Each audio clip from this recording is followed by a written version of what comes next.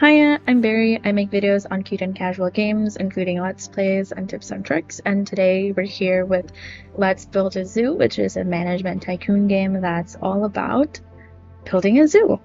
I've spent over 30 hours in this game, with most of it on this particular zoo on the screen. And I'm here today to share the 10 things I wish I knew before starting, so that you don't have to restart over and over like I did as I learned more and more about the game, and hopefully give you a head start if and when you do pick this game up. Let's get started. Number one, I wish I knew to keep all of the squares inside an enclosure accessible by a zookeeper, and sometimes that might not be as straightforward because you have these enrichments and you can see that the animals can hop on and off on all sides. If you do something like this, you have then these two tiles that aren't accessible by your zookeeper, and what that does is the animal is going to hop into this leaf pile, hop into the small corner, and poop there, and your zookeeper won't be able to clean it. That is a bit of a pain. So what I recommend when you're making these is to have everything at the edges or even at the center, and that can really just help a couple of things. I like these enrichments better than the balls and that kind of stuff because they take up space, and that means less space for your animals to poop on. So I like to put them in areas that are a bit farther away from where your zookeepers come in or from where the gate is. Number two, I wish I knew to design for change, whether it's expanding or shrinking or changing shape. You can see that the beginning of my zoo is a bit awkward, and as much as I want to change it, it's a bit difficult.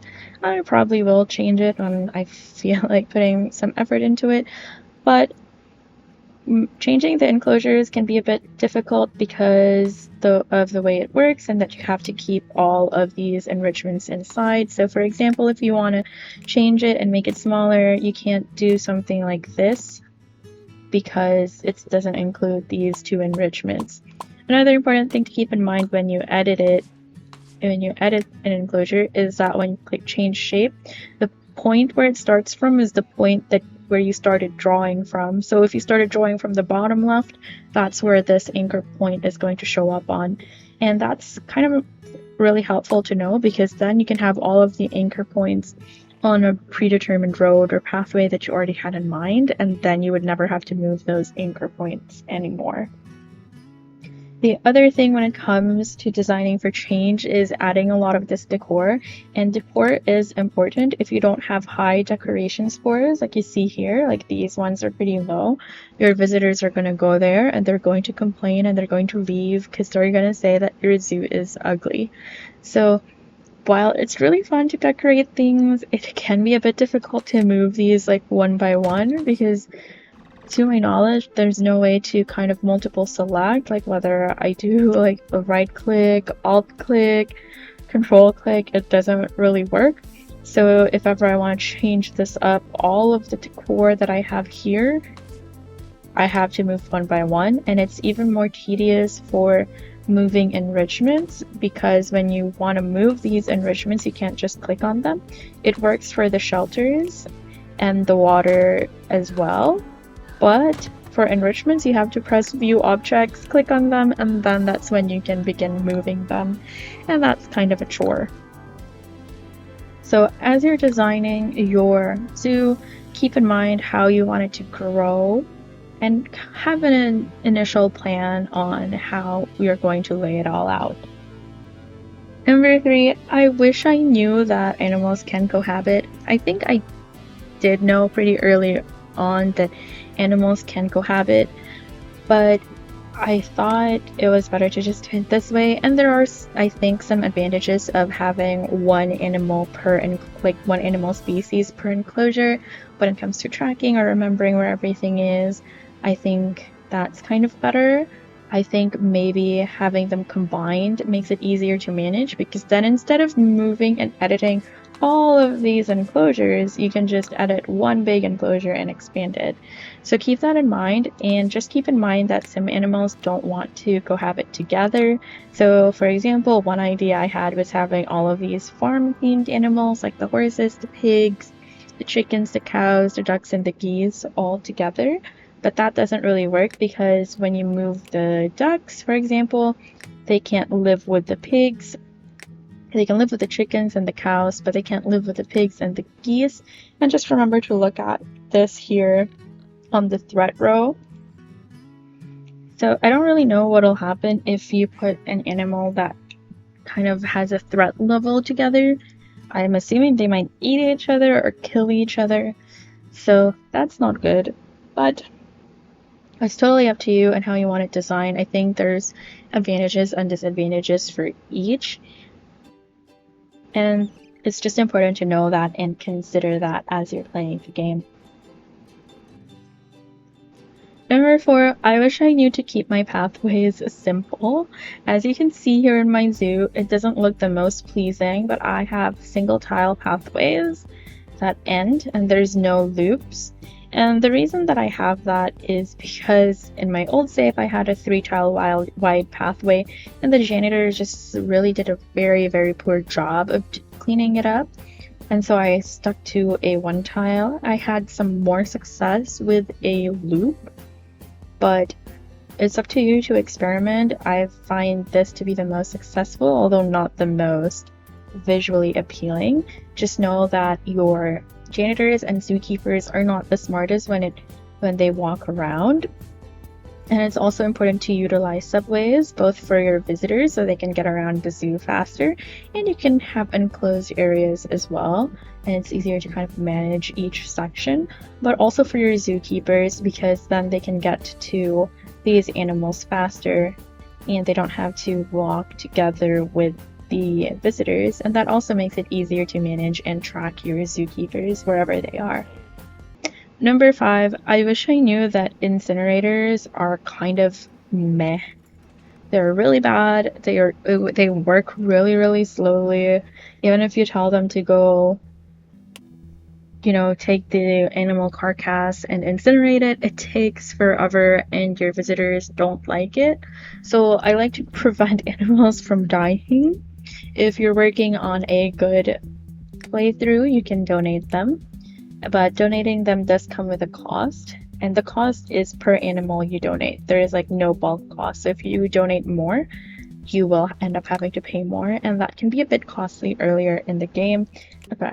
However, once you do research the animal release center, the release hub, you can reintroduce animals into the wild, and that makes it free. So you can go to this release center and you can just select it. So for that one, it was the badgers, and even before, you can arrange it by longevity, and this is one of the ways I like to do it. So I just release the oldest animals, and that will prevent them from dying.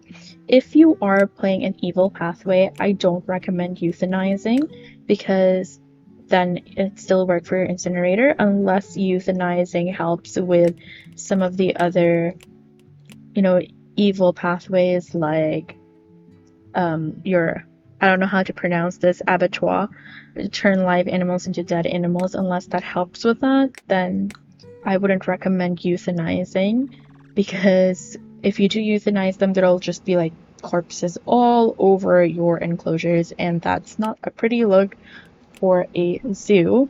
So if you are playing an evil run, I would recommend waiting for the black market dealer, and he will pop up here. I don't know when he's not popping up, because I'm playing a good run and I've reported him to the police each time, but he will buy your animals, and the prices vary. Rabbits can be very cheap, but capybaras might be more expensive, and more exotic animals will probably be more expensive as well, and that's a really good way to earn some money in an evil playthrough. Honestly, earning money in an evil playthrough is a lot easier than the good, but that means you don't have to rely on your incinerator. And you can see I do have an incinerator on this save, and that's just for emergencies. If I ever forget and then an animal dies, then it's there, right? So yeah, just know incinerators are slow. Don't bother with them if you don't have to. 6. I wish I knew to rush an additional researcher. You unlock technologies in the game by researching, and in the beginning you will only have one researcher. They work to get research points, and the maximum you can have in the game is 2 researchers. That means it's pretty slow to get all of these tech points. And there is one tech which allows you to have an additional researcher. And it's still pretty slow, but it does help. And you can get this additional researcher. The starting point are these 4. So from the desert enclosure, it's 1 right and 3 down. Just rush it. It costs over 20 tech points, which is a bit annoying, especially earlier on, but it is definitely worth investing in it. And another note on the research is to make sure that your staff have good stats, especially when it comes to work ethic and energy. The job satisfaction and politeness go up as you pay them well, and the experience level goes up as they work for you. So when you do hire staff, you will be able to look at their stats, including these, and the most important ones I think are work ethic. Energy tends to be always 100. I think that's just like with how overworked they are probably. And I don't mind the experience as much because as you play, their experience level rises up. And that's why it's really important to, from the beginning, from the onset, to have good base stats, like in terms of work ethics for your researchers, because the experience will come, and as they level up, they will actually work faster and you will get your research points faster. Number 7, I wish I knew that there were techs that rely on each other or had requirements. So when you look at the tech tree, for the most part, you can get whatever you want in any order, bar some, and they will tell you some of those. Like for example, the seeds, it says it requires a farm plot and a farmhouse. So that means you also have to unlock the farm plots or farmhouse somewhere on the tech tree. So those are pretty straightforward. Just make sure that you read the requirements. Like for example, for the recycling bins, you do need a recycling center to use it. The thing is, it will allow you to research this even if you haven't gotten the recycling center, for example, and then you're kind of just sitting on this without any use for it. And the same goes with seeds. The only other thing is with the buses. There's 4 bus types in the game, and there's earlier on you can get the red bus here or the white bus, so you can see that they're pretty close to the starting point, which is these 4. And in my first save I did end up getting the white bus rather than the red bus, and that was a bit of a struggle because when you do buy the buses here, for example, you can see that these are at a discount. Their actual prices here is 40,000 and this one's 10,000, and that's a really big jump in terms of price. So starting out, it can be a bit difficult to afford the white bus, so I would recommend getting the red bus over the white bus first. But there's not a lot of those in the tech tree, so the main thing is to keep the ones that have prerequisites in mind.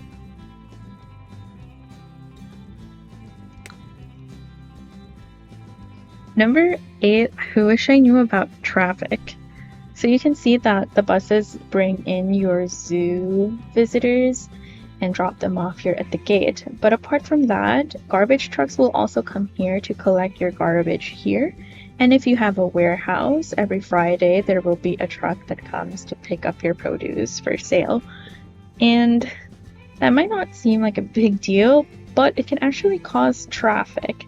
And when you have a lot of traffic, what happens is your zoo visitors won't be able to get in the zoo.